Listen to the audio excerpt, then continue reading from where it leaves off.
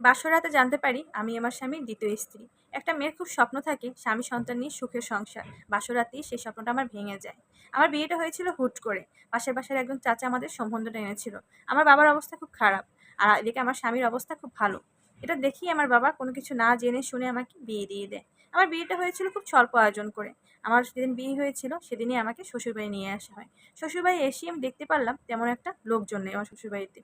নিজেরাই আমার শাশুড়ি, আমার ননদ, ননদের স্বামী আর একজন মহিলা। কে সেটা আমি চিনতে পারলাম না। একে নিয়ে আমার রুমে দিয়ে আসা হয়। আমার ননদ আমাকে রুমে দিয়ে এসেছিল। আমার শ্বশুর বেঁচে ছিল না। তো তারপর আমরা খাওয়া-দাওয়া শেষ করি। তা আমি বসা ছিলাম। কিছুক্ষণ পরে দেখলাম যে মহিলাকে আমি দেখেছি সেই মহিলা আমার রুমে আসলো। সাথে আমার স্বামীও আসলো। দুজনে এসে খাটের উপরে বসলো। বসার পরে আমার স্বামী আমাকে পরিচয় করে দিল এই মহিলার সাথে। আমাকে বলল, "এ আমার ১ম স্ত্রী।" আমি বললাম, "কি বলছেন? আপনি আগে বিবাহিত, তাহলে আমাকে কেন বিয়ে করেছেন?" আমার স্বামীর ১ম স্ত্রী আমাকে বলল, "আমি আমার স্বামীকে বিয়ে করাইছি। আমার স্বামী বিয়ে করতে চায়নি। আমাদের সংসারে কোনো বাচ্চা হচ্ছিল না। আমাদের বিয়ের ১০ বছর পার হয়ে গেছে। কিন্তু কোনো বাচ্চা হয়নি। তাই আমার স্বামীকে আমি বিয়ে করাইছি।" আমার স্বামী আমাকে বলল, "কেন? তোমার বাবা-মা সবাই তো জানে আমি বিবাহিত। তাহলে তোমাকে কিছু জানায়নি?" আমি বলি, "না।" আমি তখনই আমার স্বামীর কাছ থেকে বললাম, "একটু মোবাইলটা দেন তো।" তো আমি আমার স্বামীর কাছ থেকে মোবাইলটা নিয়ে তাদের সামনে বসেই আমি আমার বাবাকে ফোন দিলাম। ফোন রিসিভ করেছে আমার মা। আমি বললাম, "মা, তুমি কি জানতে আমার স্বামী আগে বিয়ে আছে?"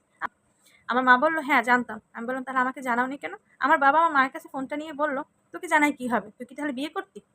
বিয়ে হয়েছে ভালো হয়েছে। তোর স্বামীর অনেক বড় ঘর, তোর স্বামীর অনেক টাকা পয়সা আছে। ওখানে সুখেই থাকবি। সমস্যা কি? একজন সতীন থাকলে তার সাথে মানিয়ে গুছিয়ে থাকার চেষ্টা করিস। কোনো সমস্যা নাই তো।" সেটা শুনে আমি ফোনটা কেটে দিলাম। আমার স্বামী আমার সাথে সময় কাটানোর চাইতে আমার স্বামী আগের বউর সাথে বেশি সময় কাটাতো। তাকে নিয়ে ঘুরতে যেত। আমি নতুন বউ, আমাকে নতুন বিয়ে করে এনেছি। কিন্তু আমার সাথে তেমন ভালো করে কথা বলতো না। এভাবে করে ৬ টা মাস কেটে গেল। ৬ টা মাস পর আমি হঠাৎ করে একদিন অসুস্থ হয়ে পড়লাম। আমাকে ডাক্তার দেখানো হলো। ডাক্তার বলল আমার বাচ্চা কনসিভ করছে। সবাই শুনে অনেক বেশি খুশি। আমার শাশুড়ি তো সাথে তার গলার চেইনটা খুলে আমাকে দিল। সত্যি কথা বলতে শ্বশুরবাড়ির সবাই আমাকে অনেক বেশি ভালোবাসতো। আমার স্বামীর যে আগের বউ সেও আমাকে কিন্তু ভালোবাসতো। আমার স্বামী তখন অফিস ছিল। সে আমার জন্য অনেক শপিং করে নিয়ে আসলো। সেও খুব খুশি। এই সে হাসিমুখে ১ম বার আমার সাথে কথা বলল। ওদিন রাত্রে সে আমার কাছে ছিল। আমার সাথে অনেক কথা বলল। এভাবে করে আমাদের সম্পর্কটা অনেক ভালো যেতেছিল। এদিকে আমার বাচ্চা হওয়ার সময় আসে। আমাকে নিয়ে ক্লিনিকে যাওয়া হয়। আমার একটা ছেলে হয়। সবাই খুব খুশি। আমার স্বামীর আগের স্ত্রী মানে আমার আপাও খুব খুশি। সেই বাচ্চাকে ১ম কোলে নিয়েছিল।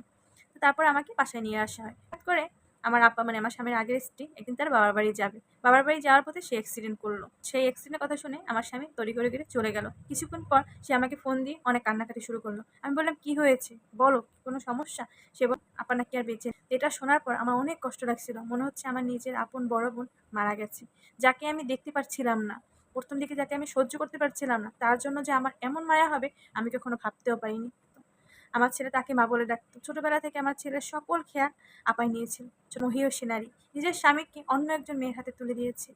অন্য একজন মেয়ের সন্তানকে নিজের সন্তানের মতন ভালোবেসেছে। সবসময় দোয়া করি আপা যেন জান্নাতে যেতে পারে। তো আলহামদুলিল্লাহ এখন আমরা অনেক ভালো আছি। আর এটা সম্পূর্ণ একটা গল্প মাত্র। যদি আপনাদের ভালো লেগে থাকে অবশ্যই পাশে থাকবেন। আসসালামু আলাইকুম। আল্লাহ হাফেজ।